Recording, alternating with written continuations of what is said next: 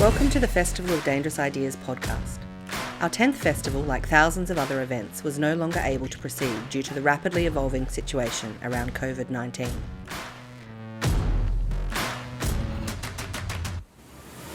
While our 10th anniversary is postponed, we have 9 years of stimulating dangerous ideas in the archive to ponder, reminding us of the eerily relevant conversations that take place at the festival each year.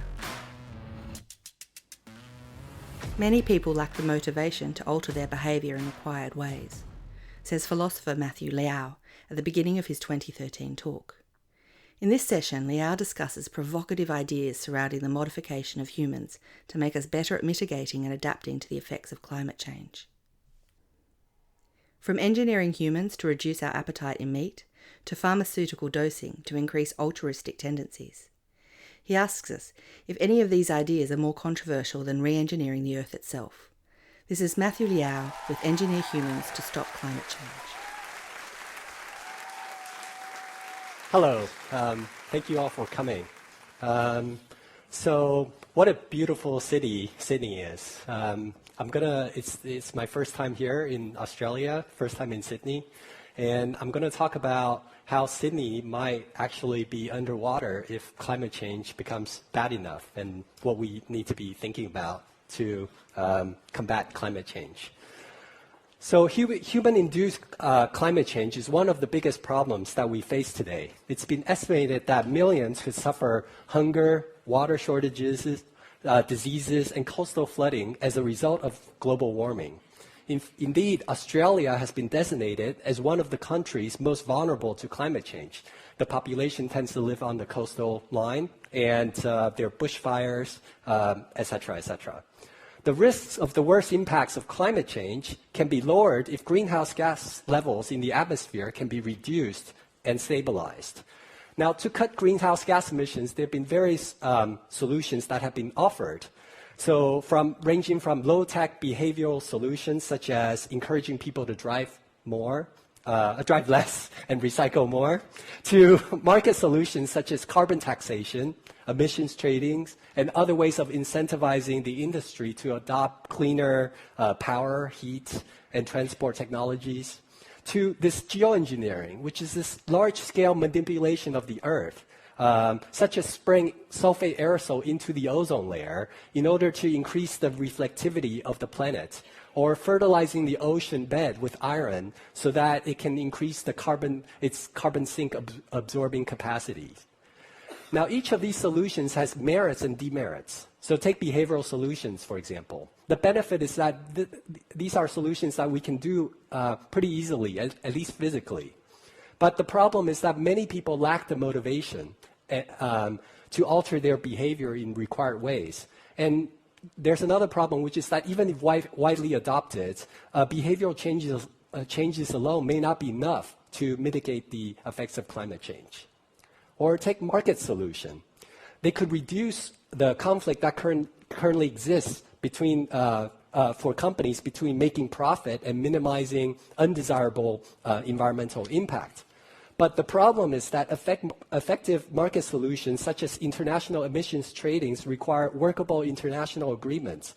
And they seem so far really difficult to orchestrate. So for example, experts believe that the Kyoto Protocol has produced virtually no reductions in emissions in the world. And also it's been estimated that to restore our climate to hospitable state requires us to cut our carbon emissions globally by at least 70%. And given the inelasticity of demands for petrol and gas, there are issues about whether market solutions such as carbon taxation are going to be enough to reduce greenhouse gases of this magnitude. And finally, take geoengineering. Well, the advantage is that they could be significant enough to mitigate the effects of climate change. But the problem is that many of the technologies, we just haven't been tried. And so, for example, spraying sulfate aerosol into the air, they've been tried on a very small scale, but not on a very large scale, not on the scale that's enough to alter the reflectivity of the planet. And the worry is that we just have one planet. So if we spray sulfate aerosol into the ozone layer and destroy the ozone layer, that's it for humanity. Or if we fertilize the ocean with iron, we could end up destroying marine life. So what I want to do in this talk is I want to explore another kind of solution, a whole class of solution that I think we just haven't considered before. And I call this human engineering. And what it involves is the biomedical modification of human beings to make them better at mitigating and adapting to the effects of climate change. Now, before I explain what this proposal is, let me just make clear that human engineering, as I conceive it, is meant to be a voluntary activity, possibly supported by taxes or sponsored healthcare, rather than a coerced activity. So nobody's being coerced in adopting any of these solutions. I'm positively against any form of coercion of the sorts that Nazis have perpetrated in the past. And also, this proposal is intended for those who believe that climate change is a real problem and who, as a result, are willing to take, for example, geo-engineering seriously. Some people who don't believe in that climate change is a real problem are likely to think that even encouraging people to drive less is an overreaction to the problem, the non-problem of climate change. And finally, my central claim is really a modest one. What I want to suggest is that human engineering should be considered alongside the other solutions. The claim is not that we should adopt this as a matter of public policy. This is an attempt to encourage outside-the-box thinking vis-a-vis a seemingly intractable problem. So what are some of these human engineering solutions? So one possibility is what I call pharmacological meat intolerance. The UN Food and Agricultural Organization estimates that 18% of the world's greenhouse gas emissions come from livestock farming, which is much higher than transport from cars. And more recently, it's been suggested that livestock farming, in fact, accounts for at least 51% of the world's greenhouse gas emissions. But even by the more conservative estimate, close to 9% of human CO2 emissions are due to deforestation for expansion of pastures, 65% of nitrous oxide is due to manure, and 30% of methane comes directly or indirectly from livestock. Some experts estimate that each of the world's 1.5 billion cows alone emit 100 to 500 liters of methane a day. Now, since a large portion of these cows are meant for consumption, reducing the consumption of these kinds of red meat could have significant environmental benefits. So indeed, even a minor reduction, 21 to 24% of red meat consumption could achieve the same reduction in emissions as the total localization of food production, i.e. having 0 food miles.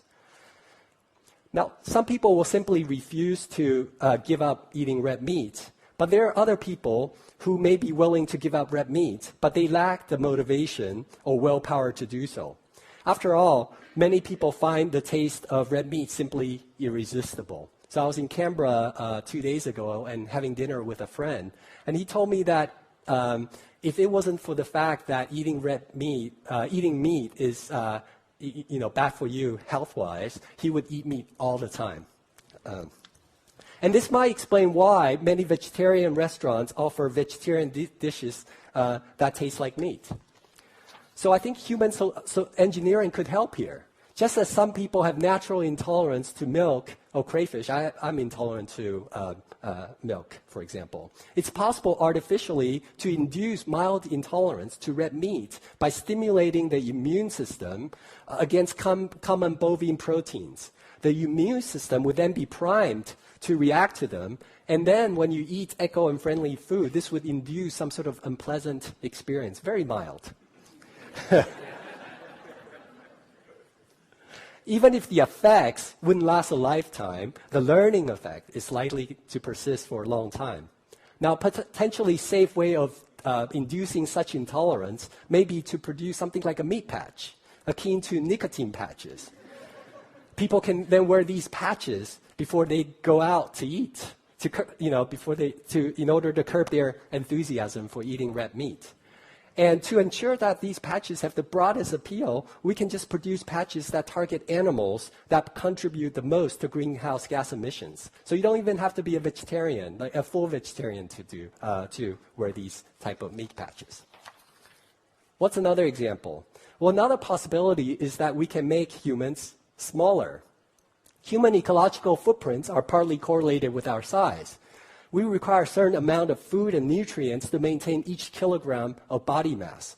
The larger one is, the more food and energy one requires. Larger people also consume more energy in less obvious ways. So, for example, a car uses more fuel per mile to carry a heavier person than a lighter person. More fabric is needed to clothe larger people rather than smaller people. Heavier people wear out shoes, carpets, and furniture more quickly than lighter people. Add all that up. Imagine a lifetime global carbon footprint. It's quite a lot. Now, a way to reduce this ecological footprint would be to reduce size. Now, since the weight increases with a cube of length, even a small reduction in height could produce a significant effect in size. Now, we can also talk about average weight as well as a way of reducing size, but I'll focus on height. So reducing the average height in the US by just 15 centimeters, for example, would mean a mass reduction of 23% for men and 25% for women, with a corresponding reduction of the metabolic weight of 15 to 18%. That's really significant. Now, how could height reduction be achieved? Well, one possibility is to use something like pre-implantation genetic diagnosis. This is something that's currently already used in fertility clinics as a means of screening out embryos with certain inherited diseases. So one might be able to use pre-implantation genetic diagnosis to select shorter children. This would not involve modifying or altering the genetic material of embryos in any way. It would just involve rethinking our criteria for which embryos to implant. Another possibility, and more dangerous possibility, is to consider hormone treatment, either to affect the growth hormone levels or to trigger the closing of the growth plates earlier than normal. Hormone treatments are actually already currently used for growth reduction in excessively tall children. And finally, there's actually, more speculatively, there's a strong correlation between birth size and adult height. So gene imprinting, where one parent's copy of the genes is turned on and the other parent's copy of the genes is turned off, has been found to affect birth size.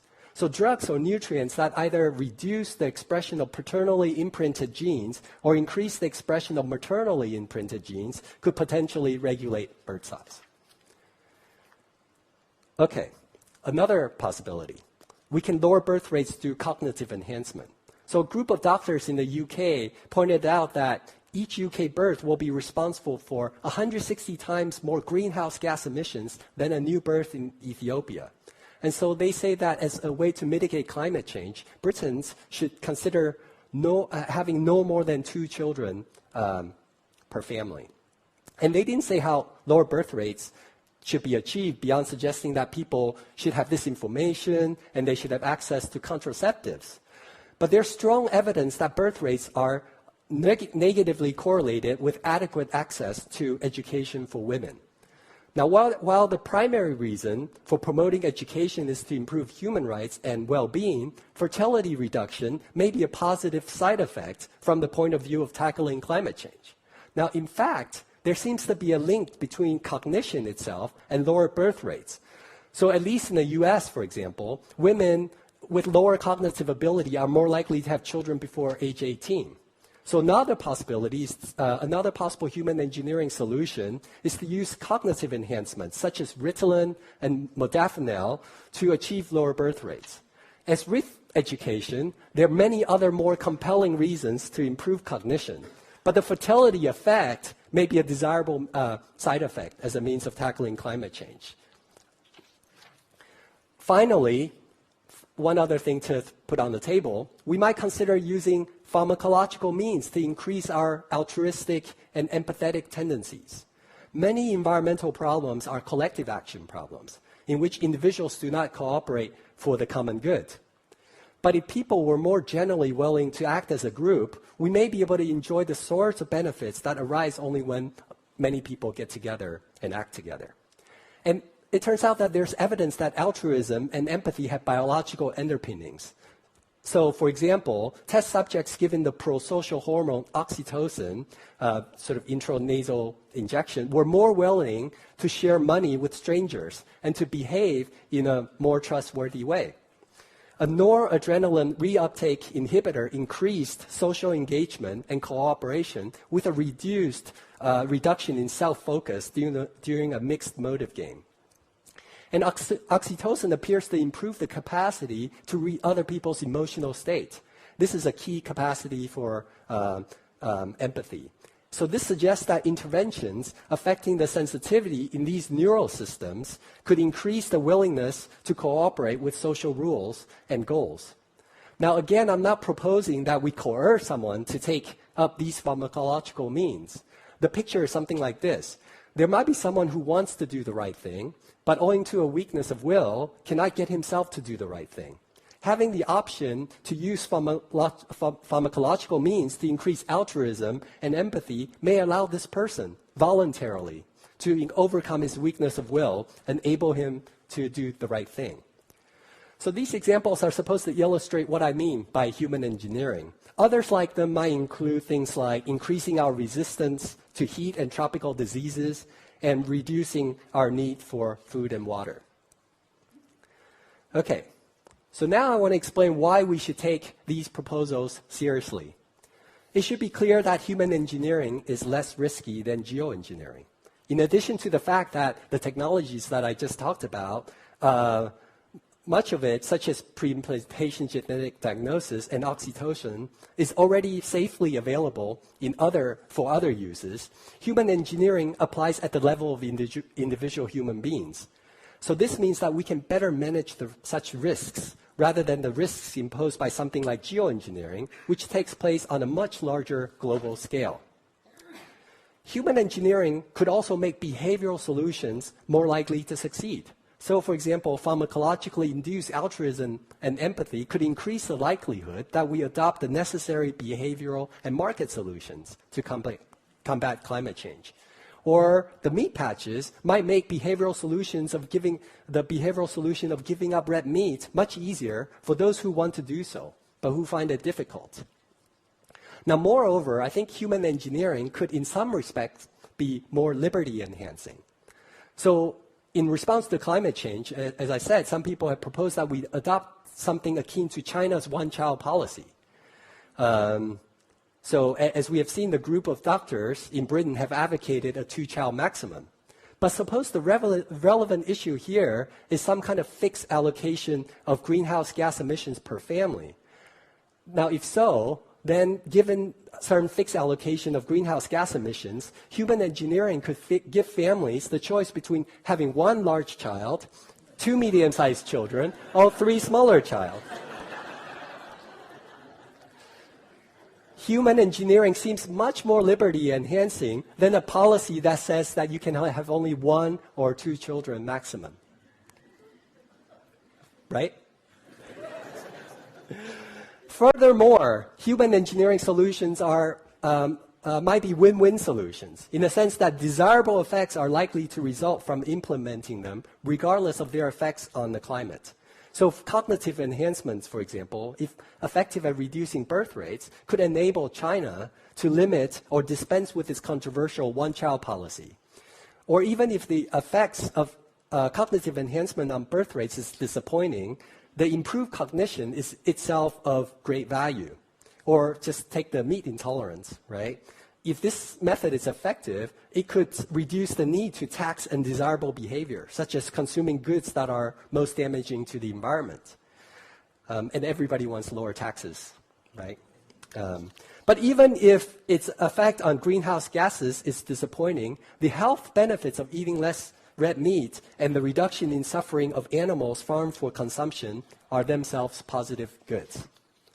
Okay, so now by now you're going to have a lot of objections, and I'm going to try to go over some of them.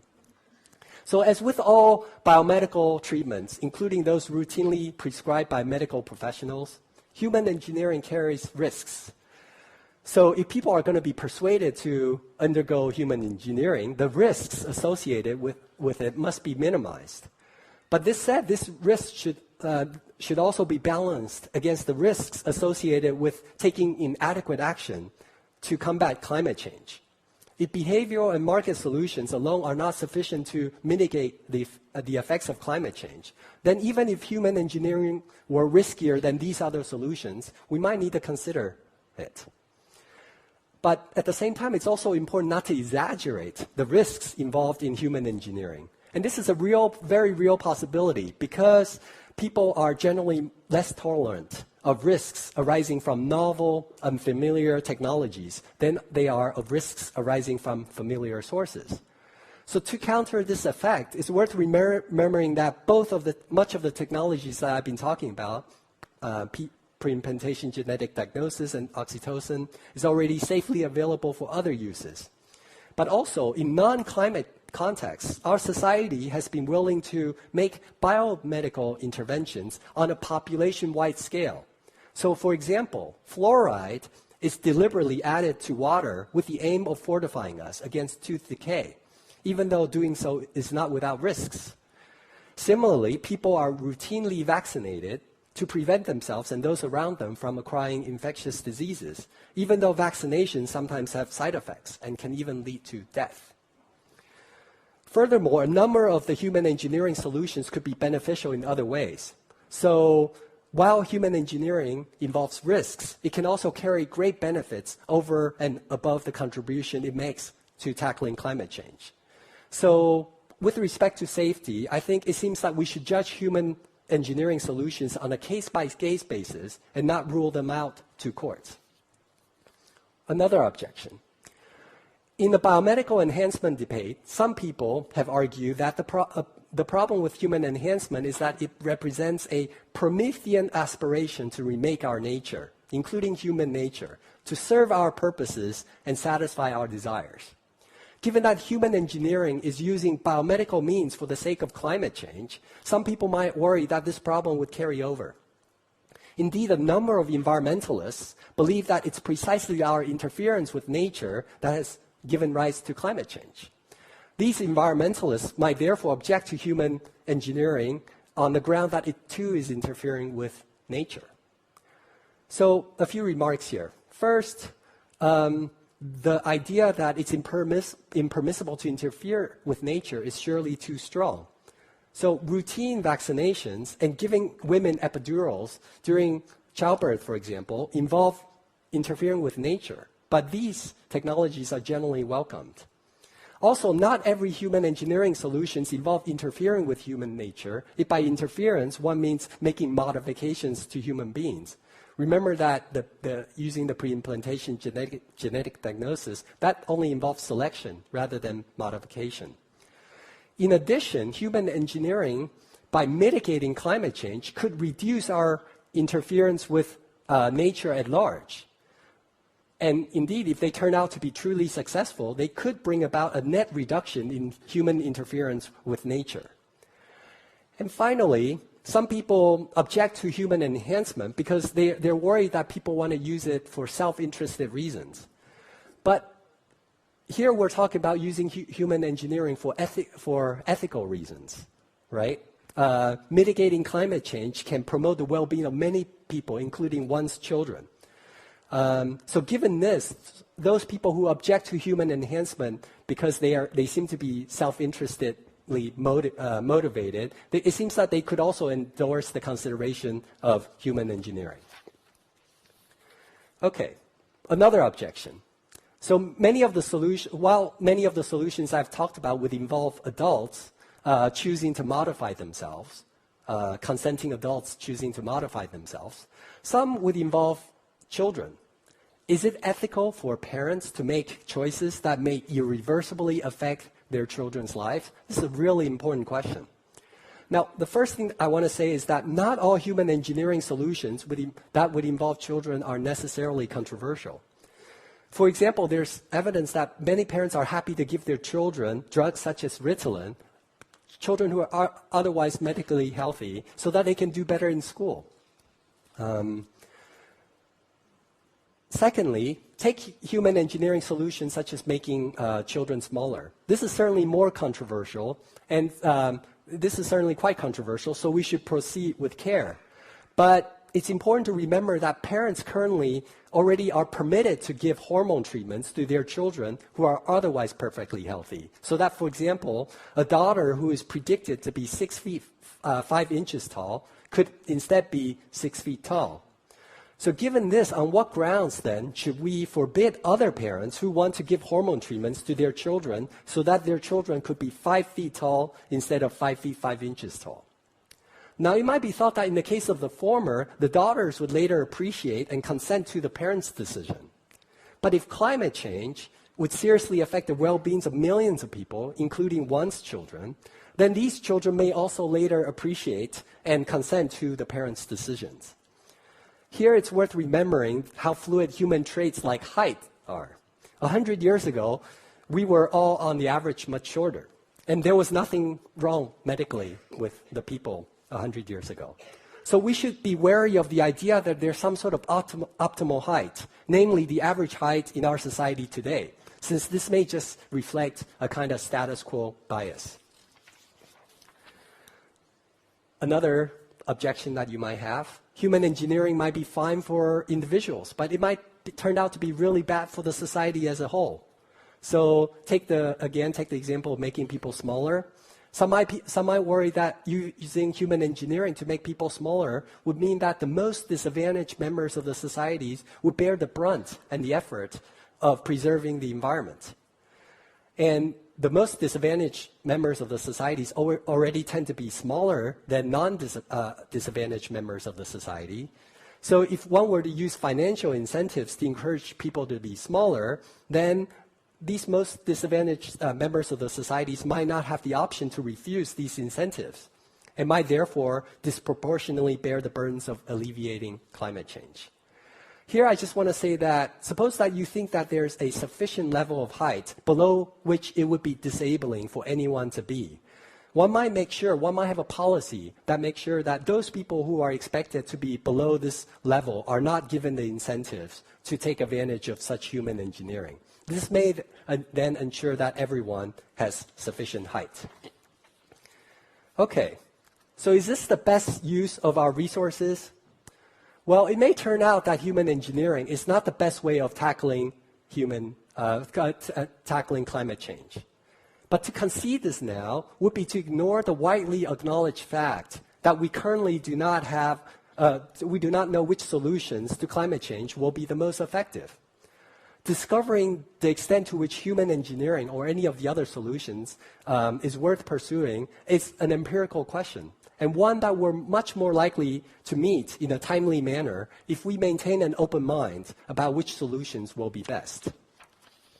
And finally, one more objection and then I'll conclude. The most obvious objection is that it's a preposterous idea. Who in the right mind would choose to make their children smaller? Well, a couple of things to say here. First, examining intuitively absurd or apparently drastic ideas can be an important learning experience. History is replete with examples of issues or ideas which, whilst widely supported or even invaluable now, were ridiculed and dismissed when they were first proposed. The theory of germs, telephone, flight. Someone once thought that the world needed only 5 personal computers. Second, the suggestion that we make our children smaller for the sake of the planet is the most controversial solutions described in my proposal. And the reason that many people respond negatively to this idea seems to be that they doubt that many people could be persuaded to implement it. I think there's something right about this belief. In our society, being tall is viewed as being advantageous. Studies show that women find taller men more attractive than shorter men, and that taller people enjoy greater career success. But the fact that a particular human engineering solution may not appeal to some people is not a reason to avoid making such a solution available to others. And also, what may be unappealing today may not be so tomorrow.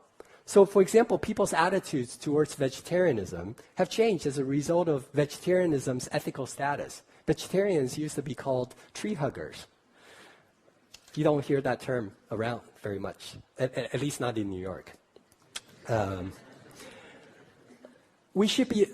we should be on our guard against status quo bias. People are disposed to favor their current solution over a new one. Making our children smaller may be unappealing, but so is the prospect of having our children grow up in a world blighted by the environmental consequences of our choices and lifestyles. And finally, we should note that while it's tempting to focus on the most provocative examples of the human engineering solutions I've discussed, which also happens to be the least appealing, it's not the case that human engineering is synonymous with lack of appeal. So when I've given this talk in other places, people were quite attracted to the idea of meat patches. They thought that they could be persuaded to adopt something like this. And in fact, there was this person from the pharmaceutical company, and he was very interested in. So you may see that in a television ad near you. Okay, so I hope to have given a flavor of what human engineering solutions to climate change might involve. No doubt, much more can be said, and I hope you'll ask questions. To combat climate change, we can either change the environment or change ourselves. Given the enormous risks associated with changing the environment, it seems that we should take seriously the idea that we may need to change ourselves. Thank you very much.